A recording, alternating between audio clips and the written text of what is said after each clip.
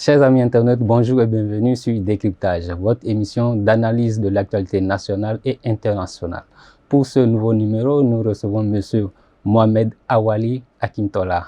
Il est membre du bureau politique de la Renaissance nationale, SUDBN, et responsable de la cellule de communication de ce parti. Et cher invité, bonjour. Bonjour, M. Akil. Merci d'avoir accepté notre invitation. C'est un plaisir. Aujourd'hui, comment se porte la Renaissance nationale? Merci de poser la question. Je profite de l'occasion pour dire bonjour à tous nos internautes et par ricochet à tous les compatriotes béninois et béninoises. Le Parti Renaissance nationale, comme un enfant qui naît et grandit progressivement et s'enracine avec ses pieds au sol, est en train de faire son bout de chemin. Depuis le congrès de décembre passé, nous avons mis sur pied un plan d'action stratégique que nous sommes en train d'implémenter au jour le jour. Cela concerne surtout notre présence beaucoup plus accrue dans les médias, à donner notre point de vue et analyser avec vous les questions d'actualité qui impactent le quotidien, le présent, mais aussi le futur de notre nation. Et le parti continue dans la remobilisation sur le terrain, dans l'installation de ces bureaux locaux afin de préparer activement les élections générales de 2026. Est-ce qu'aujourd'hui, on peut dire que la Renaissance nationale fait partie de la mouvance présidentielle? Il n'y a pas à le dire, c'est nous-mêmes qui le disons et vous le constatez pour dire que oui, le Parti Renaissance nationale est un parti de la majorité présidentielle puisque depuis le début, nous soutenons les actions du président de la République, le président Patrice Guillaume Attanas-Talon. Nous soutenons son programme d'action gouvernementale et y participons activement en fonction de nos niveaux de responsabilité et également de la place qu'on nous permet d'occuper. Est-ce que le départ de la présidente de la tête de l'INF n'a pas causé une cassure au sein de cette dynamique-là? Non, pas du tout. Pas du tout. Nous sommes tous des Béninois et nous sommes appelés à un moment ou à un autre à contribuer selon nos capacités à l'édification de notre nation, que ce soit des postes de responsabilité politique, des postes techniques ou autres. Ça a été le cas pour la présidente du Parti Renaissance nationale qui a eu l'honneur d'être la première présidente de l'Institut national de la femme et donc a mis les bases pour que cet institut-là puisse fleurir, enraciner, j'allais donc dire, ses tentacules dans le sol. Et nous en sommes fiers d'ailleurs. Au-delà de ça, son départ de la tête de l'Institut national de la femme n'est pas son départ du Bénin ou encore son retrait de la dynamique de la majorité présidentielle. Eh bien non. Maintenant, est-ce qu'aujourd'hui, le parti se sent ancré? Je veux dire, est-ce que vous avez des gens qui sont nommés?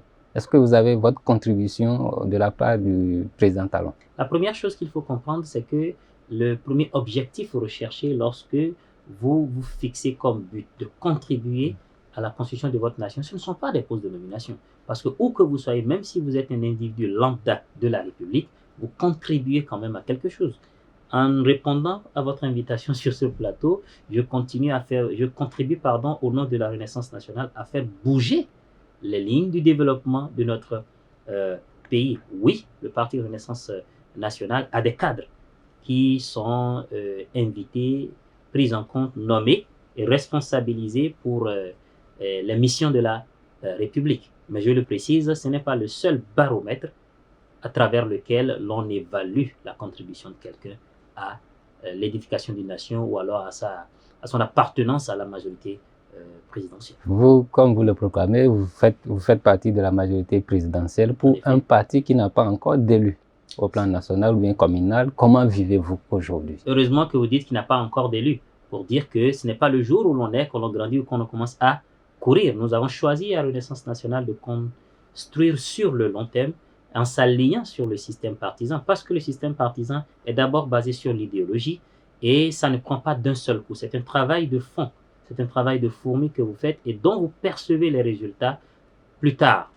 Pour dire que oui, nous ne sommes pas encore à l'Assemblée nationale ou dans les conseils communaux au vu de beaucoup de réformes qui ont entaché la dynamique que nous avions prise avant 2019. On essaye tous de s'y conformer d'une manière ou d'une autre, mais comment vivons-nous? La première ressource d'un parti politique, c'est d'abord la conviction de ses partisans, de ses militants et militantes. Cette conviction les emmène donc à contribuer de leur poche au rayonnement du parti, aux activités du parti, et chacun selon ses moyens et selon sa capacité financière. Donc il faut dire que oui, nous ne sommes pas, selon la charte des partis politiques, éligibles au financement public des partis politiques, mais le parti Renaissance nationale vit, et vous le constatez certainement sur le terrain, à travers les activités que nous faisons et qui sont surtout focalisées aujourd'hui sur la remobilisation et l'enracinement de l'idéologie du parti. Est-ce qu'aujourd'hui, quand on prend le code électoral qui a été promulgué par le chef de l'État avec la barre des 20%, est-ce que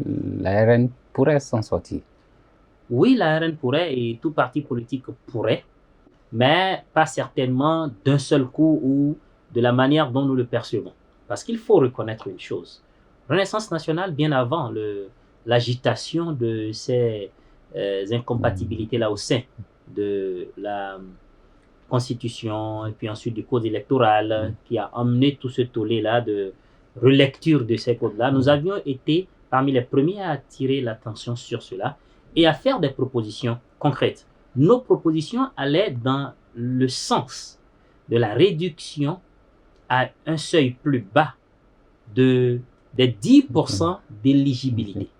C'était la première chose. Nous avons également proposé des canevas de répartition du financement public aux partis politiques, en prenant l'exemple des pays comme la France, en prenant l'exemple comme des pays comme le Canada, qui sont quand même de très grandes et vieilles démocraties. Mais vous l'avez dit un peu plus tôt, notre parti n'est pas décideur, donc non représenté à l'Assemblée nationale.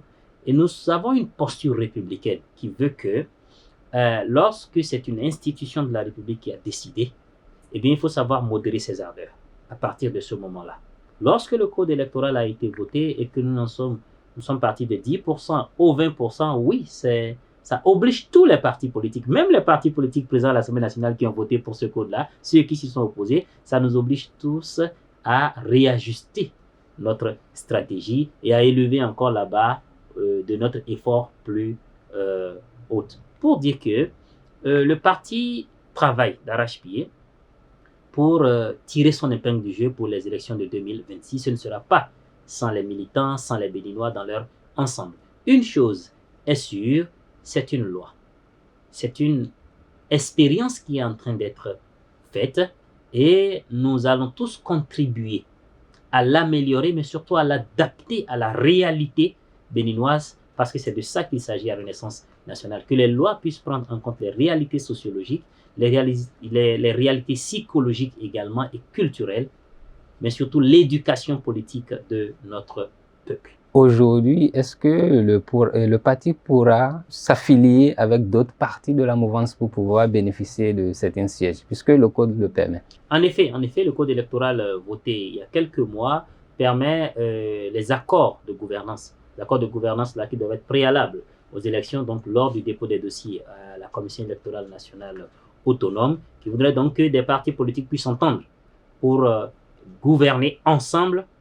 Et donc cela amoindrirait comment on appelle, le niveau des 10% et des 20%, j'allais donc dire, par circonscription pour chaque parti politique, et les ramènerait donc à 10% à la nationale pour chacun des partis politiques. Bien sûr que oui, c'est envisageable, puisque nous faisons partie d'une majorité présidentielle dans laquelle il y a d'autres partis politiques. Et vous le savez aussi bien que moi que tout est alliance, tout est entente, tout est négociation, mais tout est aussi intérêt en politique. Merci de nous avoir éclairé sur la santé du parti. Nous allons marquer une pause et revenir. Merci.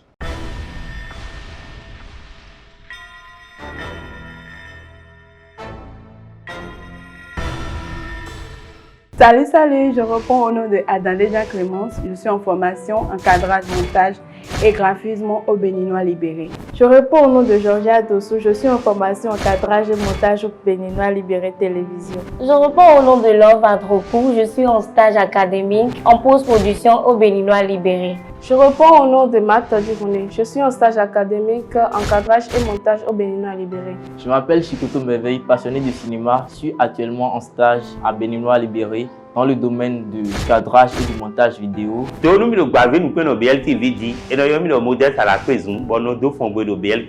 Je suis Cyril Runga, je suis réalisateur cadre-monteur à Béninois Libéré. Je m'appelle Kwakano Hamza, je suis technicien audiovisuel au sein du groupe de presse de Béninois Libéré. Je suis vidéaste, formateur en cadrage et montage au Béninois Libéré. Et je réponds au nom de Gérard Séguion Chao.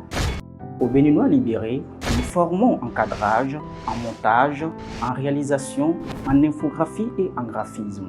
Vous avez besoin de tout service ayant rapport à l'audiovisuel, spots publicitaires, des reportages, des documentaires, des tournages de films, des conceptions graphiques, de l'infographie. Contactez-nous seulement, nous allons vous satisfaire. Avec le Béninois Libéré, nous avons une très grande capacité à comprendre et à traduire les idées des clients en une image captivante. Le Béninois Libéré est situé à Agla, plus précisément en face du carrefour Nangon. N'hésitez pas à vous abonner à nos différents canaux TikTok, Facebook, YouTube. le Béninois Libéré. Merci, nous sommes de retour sur ce plateau pour aborder l'actualité aussi bien nationale qu'internationale au regard du sujet que nous voulons aborder, la crise Bénin-Niger. Quelle est aujourd'hui la position de la Renaissance nationale et sa présidente, je dirais? Au début de cette crise-là, ou encore bien avant même que la CEDEAO ne brandisse les menaces d'intervention militaire et autres, le Parti Renaissance nationale a été le premier à se prononcer sur ce conflit-là, à inviter les protagonistes à fumer le calumet de la paix, à faire preuve de sagesse, à faire preuve de retenue. Lorsque la CEDEAO, dans sa prérogative, je le précise, ce n'est pas un abus ou un excès de zèle, a dit qu'elle pourrait envisager d'envoyer des troupes au sol pour rétablir l'ordre constitutionnel au Niger, nous avons, à travers un communiqué encore présent sur notre canal Facebook, signé de la présidente du Parti Renaissance nationale, invité à ce que cette option soit écartée. Puis lorsque l'escalade a commencé, nous avons invité à la réouverture des frontières et je ne peux continuer à citer autant d'actions que nous avons faites dans ce sens-là. Encore lorsque les pipelines ont été fermés de part et d'autre. Cependant, nous avons adopté une posture purement nationaliste lorsque certains propos ont commencé à être agités de l'autre côté. Reconnaissons que nos peuples sont frères, autant sur le plan culturel qu'historique, il y a les liens de famille entre nous. La solution se trouve auprès des dirigeants. Mais, au-delà de tout, nous demeurons béninois et nous sommes fiers d'être béninois. En cela donc, nous ne pouvons pas nous permettre d'écraser, de manquer de respect à l'autorité que nous-mêmes avons mise sur pied et qui représente notre pays, je veux dire la présidence de la République. Le président de la République a à plusieurs occasions montré sa bonne volonté, sa bonne foi de normaliser les relations. Mais c'est beaucoup plus du côté du Niger qui a eu une certaine rigidité. Nous nous sommes réjouis tout dernièrement que la situation puisse commencer à se dégeler. Aujourd'hui encore, il y a quelques minutes, on a appris qu'il y a une délégation nigérienne qui a foulé le sol béninois et qui serait en entretien peut-être à l'heure actuelle encore avec le chef de l'État et son gouvernement pour dire que nous avons espoir qu'au-delà de tout ego, au-delà de toute considération antérieure et pour le bonheur de nos populations, les choses reviendront à la normale. Comme le dit un proverbe chez nous, lorsque, je vais le paraphraser, lorsque vous attachez votre mouton à une corde, autant le mouton que la corde ne se sentent pas à l'aise. Les deux souffrent en réalité. La corde qui ne manque pas de se tendre par l'action du mouton, le mouton qui ne manque pas de sentir sa gorge serrée, son cou serré par cette corde-là. Nous sommes dans la même galère, comme on le dit, et nous avons intérêt à nous mettre ensemble. Vivement donc que dans les quelques minutes, les heures à venir, que la fumée blanche puisse sortir de ce conciliabule-là. Et comment avez-vous trouvé la médiation des anciens présidents? Salutaire. Salutaire, nous avons dit à l'époque que nous étions déjà sortis. À un moment donné, de cette crise, nous étions déjà sortis de tout ce qui était droit international et autres, et étions rentrés purement dans la réelle diplomatie qui se fait derrière les rideaux. dès que tout acteur qui aurait pu contribuer d'une manière ou d'une autre, et nous avons plein de cas dans l'histoire de nos pays, où parfois c'est même pas les ministres, ce ne sont pas les députés, ce ne sont pas les diplomates, c'est parfois des autorités religieuses, c'est parfois des autorités traditionnelles, c'est parfois des amis qui ne sont même pas du continent africain qui arrivent à toucher la corde sensible et à faire répondre les uns et les autres dans le dégel des situations. Donc là, l'implication de ces deux anciens présidents-là témoigne du fait que quelles que soient nos querelles internes, politiques ou autres, le Bénin demeure un et indivisible. Et lorsqu'il s'agit du Bénin, nous devenons tous un seul et même homme. Donc leur médiation, oui, est salutaire et on se doute du fait que cela n'a pas été sans l'onction du premier responsable qui répond de la diplomatie béninoise et de ses relations là. Donc, chapeau à eux, mais à tout le peuple béninois également, qui a su à un moment donné voir dans la bonne direction ensemble. Oui, bon, quand on prend toujours cette crise, il y a un sujet qui focalise souvent, c'est Oui. par rapport aux bases étrangères, c'est le soupçon de bases étrangères au Bénin. Oui. Qu'est-ce qui pourrait dissiper ce soupçon-là au niveau des dirigeants nigériens? Pas que nigérien, puisqu'il y a quelques jours, le capitaine Traoré a également évoqué, du Burkina a évoqué ce même sujet-là. Ils disent détenir des informations de présence de bases militaires au Bénin. L'État béninois, qui est le plus indiqué, le plus habilité à répondre de cette question, dit qu'il n'y a pas de base militaire béninoise. Je voudrais répondre à cette question sous deux angles. Qu'il y ait de base militaire ou pas, le Bénin est un État souverain. Le Niger est un État souverain. Le Mali, le Burkina, tous ces États-là, donc chacun est libre d'abriter chez lui qui il veut en fonction de ses intérêts. Il ne revient pas au Bénin de dire, par exemple, au Niger, vous ne devez pas abriter une base russe ou, je ne sais pas moi, ukrainienne ou encore coréenne. Non, non, non. C'est-à-dire que ces pays ne peuvent pas interdire au Bénin, si le Bénin décide qu'il lui faut des bases militaires au Bénin, d'abriter des bases militaires de tout type de partenaires. C'est nous qui décidons de cela. Ça, c'est la première chose.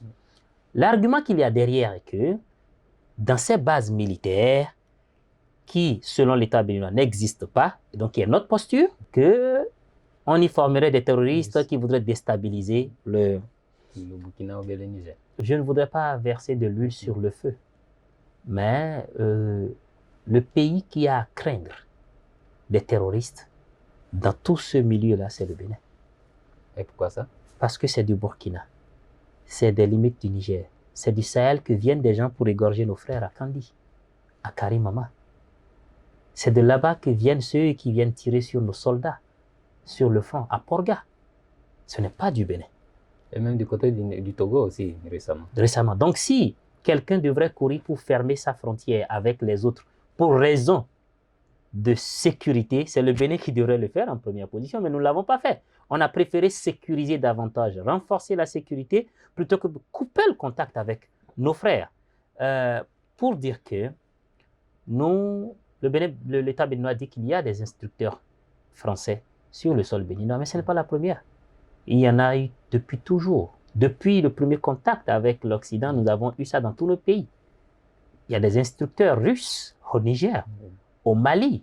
On aurait même appris qu'il y a même des soldats russes qui viennent renforcer la sécurité privée. Wagner. Voilà, merci. Des présidents du Sahel.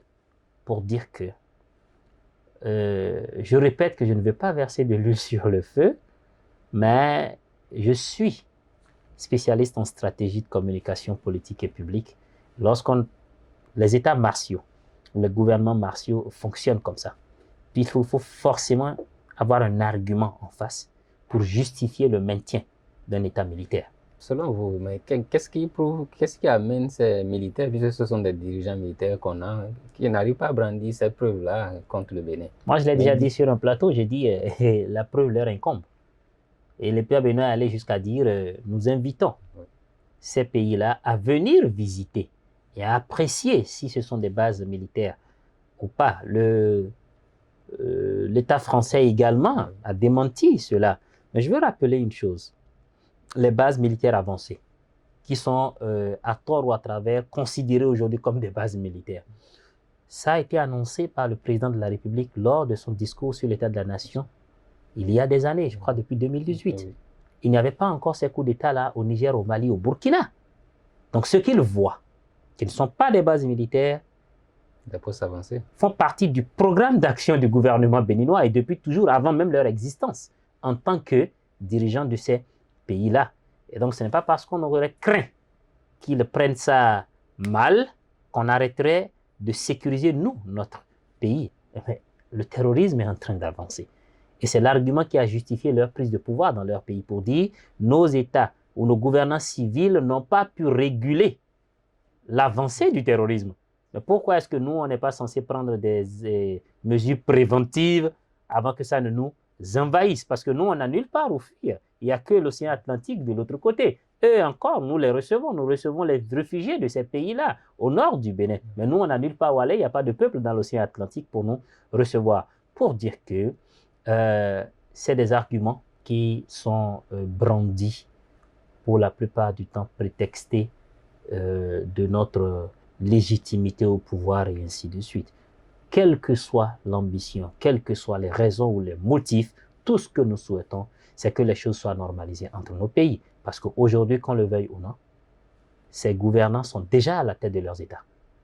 Donc, nous sommes obligés, la CEDEAO même l'a constaté de fait, il faut traiter ensemble si tel est que nous avons les mêmes objectifs, ou alors le même objectif, je dirais, le bonheur, le bien-être de nos populations sur tous les plans. Toujours sur cette même question, quand on prend le dernier sommet de la CEDEAO, est-ce que le Bénin n'a pas été pénalisé dans une certaine mesure dans cette crise-là, parce qu'aucune décision n'a été prise, alors que le Nigeria bénéficie toujours de cette crise-là? Nous sommes victimes.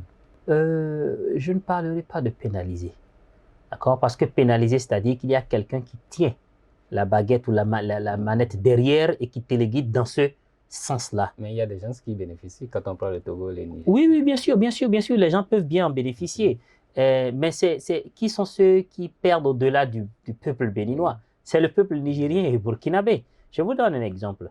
Avec la fermeture des frontières, un conteneur qui devait quitter Cotonou pour les pays de l'intérieur, en l'occurrence le Niger, et qui devait à peine coûter un montant de 650 000 et autres à l'importateur, le prix est triplé aujourd'hui parce qu'il y a jusqu'à 2 à 3 postes frontaliers qu'ils doivent traverser parce que le Togo n'a pas de frontière avec le Niger. Donc, ils doivent transiter par le Burkina et du Burkina aller au Niger. Donc, même les importateurs se plaignent là-bas. Et l'État n'est pas suffisamment solide pour subventionner autant qu'il le faut pour que le consommateur final ne souffre pas du coût trop cher de la denrée importée. Donc, mais au-delà de qui perd, qui gagne, ceux qui perdent le plus, c'est d'abord ces peuples-là du Sahel. Maintenant, si on revient en arrière, est-ce qu'on aurait dû, est-ce qu'on aurait pu? Je pense qu'on a dépassé cette étape-là. La faiblesse de la CEDEAO a été que dans des cas antérieurs, similaires, ils n'ont pas eu la fermeté et la rigidité qu'il fallait. Et lorsque le cas du Niger, donc le Benjamin de la série jusqu'à l'heure actuelle, est arrivé, eh bien le Niger n'a pas digéré qu'on soit aussi dur vis-à-vis de lui, alors que quelques mois avant, il y avait un an, un peu plus qu'un an, il y avait eu le Mali, et puis quelques mois avant, il y avait eu le Burkina. Vous voyez, donc c'est aussi simple que ça. La question n'est pas est-ce que la CEDEAO doit? Oui, la CEDEAO doit. Ces pays-là ont signé des traités au sein de la CEDEAO qui disent oui, nous sommes dans une coopération économique régionale, mais les préalables pour cette coopération économique-là, pour qu'elle soit florissante, c'est d'abord des préalables politiques. Et ces préalables politiques, c'est l'état de droit. C'est le respect de la Constitution. C'est la non-acceptation de la prise de pouvoir par les armes. Et ils ont mis des mesures préventives pour dire qu'en cas de trouble à cette disposition-là, c'est que la CEDEAO, et c'est déjà arrivé par le passé, le cas de la Gambie, où la CEDEAO peut constituer des forces pour intervenir. Donc la CEDEAO n'a pas fait quelque chose au-delà de ses prérogatives. Ce qu'on lui reprocherait, c'est de n'avoir pas fait ça plus tôt. Et ça crée autant de problèmes que ça crée aujourd'hui. Donc je ne pense pas que ce soit téléguidé contre un pays ou contre un autre et que la CEDEAO serait contre le Bénin. Non. Et le Bénin est resté droit dans ses bottes. Nous sommes des légalistes. Quelque chose ne va pas. Nous remettons ça en cause. Et pour être l'une des démocraties modèles de la zone, on se devait de tenir cette posture-là. On n'allait quand même pas applaudir un coup d'État. Ah oui, ça, c'est certainement. Avez-vous bon espoir que le pipeline puisse reprendre sous peu? Je l'espère vivement parce que de toutes les parties prenantes, il y a eu de très gros investissements. Et je ne crois pas que cela puisse aller juste, voilà, mourir comme ça dans les méandres de cette crise-là. Non, je ne crois pas. Il y a trop d'États qui sont impliqués. Il y a le Bénin qui gagne des redevances. Il y a le Niger qui arrive en fait à exporter son pétrole. Il y a la Chine qui a fait un prêt à l'État nigérien dans ce cadre-là et qui s'évalue à plusieurs centaines de millions de dollars. Et n'oubliez pas que le pétrole, et c'est là que ça fait rire, le pétrole qui est exporté du Niger via le pipeline traversant le sol béninois par une entreprise chinoise est raffiné en France, à Marseille. Tous ces pays-là ont des intérêts en jeu et je ne crois pas qu'on puisse laisser mourir un si grand et bénéfique projet. Mais il y a une option du côté du Tchad quand même. Ce serait trop coûteux et ce serait un réinvestissement de bout en bout. Je ne pense pas qu'un bon acteur économique et un bon businessman qu'ils aillent dans ce sens-là. Merci, nous tirons vers la fin, mais on ne saurait se lever sans aborder 2026. Quelle est la posture de la RN aujourd'hui pour 2026? Y aura-t-il un candidat RN? Et si possible, comment pourrez-vous avoir les parrainages? À l'heure actuelle, nous ne saurons encore le dire. Certes, le parrainage est un blocus pour nous. Est-ce que Renaissance nationale aura un candidat? Les tests prévoient qu'on puisse avoir des candidats à toutes les élections, quitte à ce que la conjoncture réelle du terrain puisse décider si on va avoir un candidat solo ou si on va se mettre en coalition avec d'autres partis politiques pour soutenir un candidat ou un autre. Encore que, je l'ai dit, nous avons encore 1 an et demi, je crois, avant ces élections-là, et qu'à n'importe quelle minute, le code électoral peut encore changer de visage. Donc vous avez bon espoir par rapport de ce côté-là? Il y a des améliorations qu'il faut faire. Encore que nous ne sommes pas, ceux qui l'ont voté, ceux qui l'ont écrit ne sont pas des dieux pour que tout ce qu'ils ont fait soit parfait et donc non retouchable. Nous nous disons que si on l'expérimente pour un temps ou que les esprits vont se rejoignent sur la faisabilité ou non, eh bien on est libre de revoir ça. Sous le régime actuel, on l'a déjà fait 2 fois. Ce ne serait pas nouveau. Et sous les autres régimes, ça a déjà été le cas aussi. Votre mot de fin?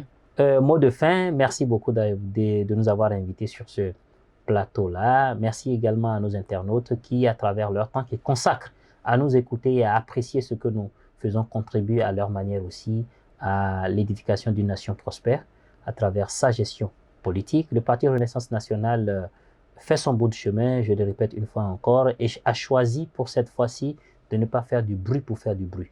Nous avons choisi de faire un travail de fourmi, de construire brique par brique jusqu'à ce que notre édifice puisse se tenir droit et très bien enraciné pour que ce ne soit pas juste un château de cartes. Nous avons choisi de ne pas faire du bling-bling, comme on le dit, parce qu'un travail de fourmi ne fait pas du bruit. Vous le constatez lorsqu'il est prêt. Merci beaucoup à vous et merci à votre organe de presse. Merci, M. Akintola, d'avoir accepté ce rendez-vous. Ça a été un plaisir d'avoir échangé avec vous. C'est nous qui sommes honorés. Chers amis internautes, merci de nous avoir suivis. J'espère que vous avez eu aujourd'hui la lecture de la Renaissance nationale par rapport aux différents sujets de l'actualité nationale et internationale. Qu'est-ce qu'il décide par rapport à 2026? Nous le saurons sous peu parce qu'on a encore plus d'1 an. Donc, attendons de voir ce que cela donnera. Merci et à la prochaine.